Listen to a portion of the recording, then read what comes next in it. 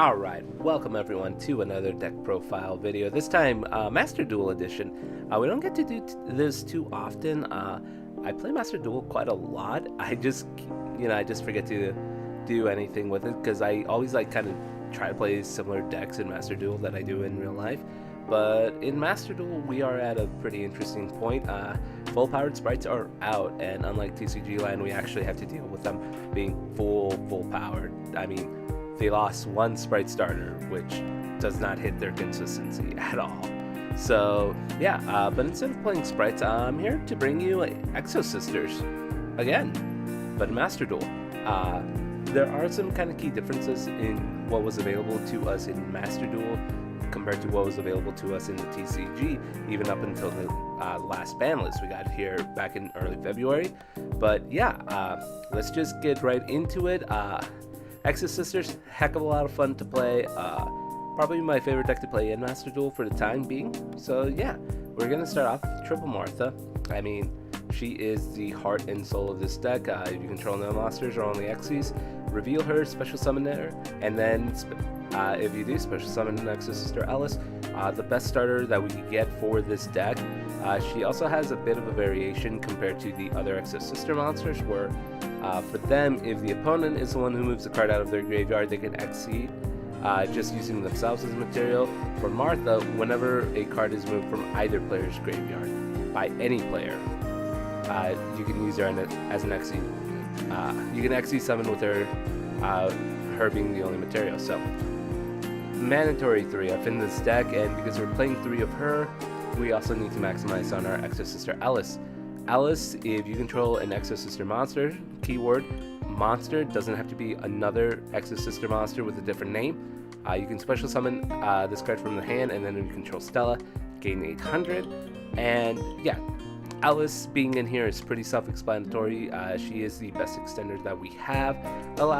It allows us to not only make rank 4 plays, but it also gives, with her, if we are unfortunate enough to draw some of our bricks, it does give them a chance to kind of make a play happen. So 3-up for Alice as well. Stella is another one. I played 3 of her in this deck. During your main phase, you can special summon one Exosister monster from your hand, and if you control Alice, gain 800. It's not a bad normal summon to have. We don't really do too many normal summons in this deck, or too many normal summons that start anything. Stella is one of the few that will do, and for her, it's a good way to bait out something like an Imperm or a Veiler. Then you can just drop one of your special summonable monsters. 3 is optional. I know some people play 2, but I like maximizing on the number of names so that we can make one of our traps more consistent. After that, card that I play 2 of, Sophia, you don't necessarily want to draw int, or you don't want to open with her. If you control another Exosister monster, draw a card, and then if you control Irene, gain 800. The draw is pretty good. It does conflict with one of our pod cards here, but it's still really good for opening plays. More than 2, I feel bricks the deck. 2 I feel is a really good number, consistent number. So not only does she become live on the field, but you can also save the extra one for when you activate your Exosister Goddess. And then finally, the one Irene. This is unfortunately the worst card in the deck. You never want to open with it. You rarely want to see it unless you're doing some plays. You can place an Exosister card from your hand on the bottom of the deck, draw 1 card, and then if you control Sophia, gain 800. The effect is okay. It just requires you to have another Exosister card in hand in order to activate it. We mainly run her so that our Exosister Goddess can be live. And then in terms of the other monsters we play, for hand traps, Master Duel, we are only semi-limited to 2-dimensional shifters, but still it's a good card to play. It's a great turn ender against certain decks. Turn ender against sprites. Well, not necessarily sprites. A lot of players still don't want to play into shifter, so they kind of end their turn. But ender against Sky Strikers, any other card that really relies on the graveyard. Shifter, just phenomenal card against them. 3 Ash Blossom, just because it's an all-around great hand trap and a best of 1, so not too bad. And then what we have available to us that we don't in the TCG, triple maxi. Going second, if you open this up and your opponent takes a maxi challenge, it's a great way to kind of load up your hand with other cards in order to better appreciate what your plays are going to be. But that is it for the monsters. I believe we play a nice 20. But yeah, those are it for the monsters. On to our spells and traps. For our Exosister spells, triple Exosister packs. Searches an Exosister card from deck to hand except itself. So most of the time you'll be grabbing Martha, but other times if you want to grab some of your other spells or traps, especially if they stop one of your Exceed monsters searches, packs is a great way to kind of make up for it. And then if you add in a monster, and you can special summon it if the other Exosister monster mentioned on it is in the field or graveyard. So also a great way to kind of extend your plays. And then one Exosister cap per Divim. Most of the time whenever I'm playing this, I'm either going to call, if it's my turn, I'm calling the Nibiru. I don't know how popular Nibiru currently is in Master Duel. I know some players may increase them just to kind of counter sprites, but Nib is not really that good against sprites. So I'll either call Nib or I'll call one of the hand traps. But whenever I'm actually summoning on my opponent's turn, especially once I see what they're playing, call, specifically against sprites, I'm calling out or I'm calling Gigantic just to be able to stop their plays right then and there. So to read its full effects, neither player can target Exosister monsters you control with effects of monsters that are special summoned from the graveyard. Every now and then it pops up, not too often. And then you can use each of the following effects once per turn. If you actually summon a Exosister monster, declare a card name, negate the activated effects and effects on the field of cards with the original name until the end of this turn. And then when an attack is declared involving your Exosister monster, target the spell or trap card on the field that your opponent controls destroys it. Pretty good all-around card. What really kills our consistency in this deck is the limitation of Pot of Prosperity in Master Duel. 3 pots was a great way to kind of set up your hand. 1 pot, really rough. Like sometimes this deck does run into the problem of not opening enough monsters that can make you a play. So you may open like Sophia, Irene, Ash Blossom, Dark Ruler, and like Pot of Avarice or Imperm. Like not really a whole lot that you can go off of, and not having those extra pots really does kill. So to kind of make up, I run a Pot of Avarice just to gain more draw power, shuffle back materials or other monsters that I've already used, just so my traps can be live or be given more life. It's not an ideal substitution, but it's a solution. Harpy's Feather Duster for kind of spell and trap card removal, and then some Called by the Grave, great combo with Martha with Called by, just stop one of your opponent's monsters' effects from activating, and then Exy summon afterwards. So pretty good combo, play 2 up. Also great for stopping if your opponent activates Ash or Maxi on you. And then double Dark Ruler No More. Like I said, we are knee deep in sprite format in Master Duel. The gates have been lifted, and a lot of players are seeing just how much sprites can play through, and once they set up a board, it becomes pretty hard to break. Dark Ruler No More, activate that. Exosisters have enough removal, big monsters, that they can clear a sprite board, but again, all depends on your setup. But Dark Ruler No More definitely helps. I haven't crafted a third one, or else I would run 3. But 2 or 3 is really up to your preference. Like, you can cut out Harpies and probably put in Dark Ruler No More.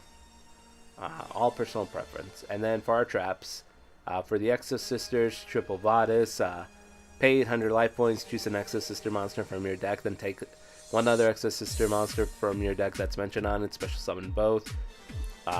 Honestly, the amount of times I've played this and then just, or I've played this whenever my opponent is moving a card from the graveyard, whenever they target it by cost, just chain Vadis. By that point, they have committed to it. You get 2 monsters, you're going to get 2 Xyz summoned, so you'll get 2 potential disruptions or all that fun stuff. And then triple Returnia. This was the other trap card that we just got here. All monsters you control are Exosister monsters. Pay 800, target one card your opponent controls or in their graveyard, banish it, then apply one of the following effects. Immediately after this effect, Xe summon one Xe monster using Exosisters monsters you control. Or if you already Xe summon this turn, banish another card your opponent controls. Honestly, great card all around, great disruptor, protects your cards randomly. There's just certain scenarios whenever they're choosing a card to get destroyed, you know, remove it with, or get rid of it with this. You banish the card your opponent controls, so then you go into a bigger Xe monster. And finally, 3 infinite impermanents, just all around great. Hand trap, effect negation, or if you send it on the field, good for negating other face-up spell trap cards in the column. So, yeah, that is the main monster deck there. Again, like the really 2 cards that you can kind of turn around that I don't think you really need, Harpies and Pot of Avarice. If you want to play like some other hand traps or, you know, evenly matches in here, or, you know, something else, these 2 I think are the 2 that you don't necessarily need to keep. You can kind of move around and toy with it. And then even on these, if you feel that 3 is too much or it's just like clogging up your hands, you can cut down 1 and 1 of each. I know there's some players who prefer 3-2 this way. Pardon me. 3-2 with Vadis. 3 Vadis, 2 Returnia. There's other players who prefer 3 Returnia, 2 Vadis. You can kind of experiment around to what you like. Alright, moving on to the extra deck.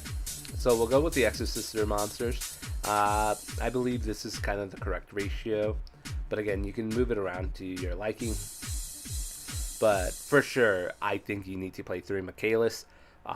This is the one that you'll always go into on your opponent's turn, specifically with Returnia, because not only will you get the banish for Returnia, but Michaelis, the turn that it's Xe summoned, using Exosister monster as a material, you can target one card your opponent controls in the graveyard, banish it. Fantastic effect all around. And then during your turn, you can detach a material, search for an Exosister spell trap card. 2500 attack, just all around, the best extra deck monster in the deck. With that, oh god, no, get back in here. Double Magnifica, 2 rank 4 Exosister Xyz monsters. They can make 2 attacks during the turn, during each battle phase. It's 2 quick effects, detach a material, banish 1 card your opponent controls. This is not targeting, so fantastic on getting around cards that can't be targeted. And then the second one, when your opponent activates a card or effect, return on Xe material you own attached to this card to your extra deck, then special summon that monster from your extra deck by using this card you control as materials, and then you transfer any other leftover materials onto it. So most of the time, when you're using that second effect, you're just going into another Michaelis, or just going into Michaelis just to get potential double banish there. So honestly, most of the time whenever you are going into Magnifica, you're going to be cleaning up the game. Double Caspatel, when it's special summon, or when it's Xe summon, using Exosister monster as a material, neither player can special summon monsters from the graveyards for the rest of this turn. Really good at stopping, you know, that's like summoning from the graveyard, so good at stopping certain sprite plays. And then during your turn, detach material, search for an Exosister, or add an Exosister monster from deck to hand. A really good 2, good number. And then your one-ofs, Gabrine. The turn it's Xe summoned, quick effect, target an effect monster, negate its effect until the end of this turn. So, effect negation, you'll summon her out in defense, 2800 defense, nothing to scoff at. And then, during your turn, detach a material from this card. Rest of the turn, all Xe monsters you control will gain 800. Great game ender alongside Magnifica, and then a Sophiel. I can't believe Gabrine was the super rare and not a Sophiel. A Sophiel, again, can be destroyed by the activated effects of monster special summon from the graveyard. And then this one is, if it's Xe summoned using an Exosister monster as material, neither player can activate card effects in the graveyard this turn. Really good at putting in at the end of a bunch of monsters that activate effects in the graveyard. Bring out a Sophiel. This is unsummon effects, so it'll go on the chain link. And yeah, great at stopping that. And then during your turn, detach a material from this card, target a monster your opponent controls, return it to the hand. So against branded, which we'll still see plenty of play here. Good at returning Mirror Jade, and it doesn't pop Mirror Jade's effect to destroy everything, all your monsters during the end phase. And then these last 6, you can kind of move around to what you want. I play Lina because you never know who's still playing Ibli here, and it's just a good way of linking off the Ibli to open up your monster plays here.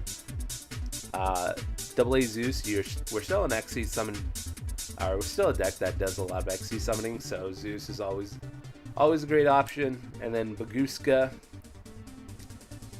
you know, if you feel like you need to stall out a turn and you don't really want to commit to a Martha, just having Exosisters, Baguska is always a good option to go into. And then these last 3, I just couldn't find anything to put in, or I couldn't think of anything. So we've got Sprite Elf, Red Eye / Dragon, and Shining Neo's Wingman. But these are just the you're getting banished with Pot of Prosperity, whether you like it or not, pile. So that's what they're there for specifically. But yeah, guys, that was my deck profile on Exosisters, and then I'm going to show you guys a few replays here to kind of show you how this deck works out in Master Duel.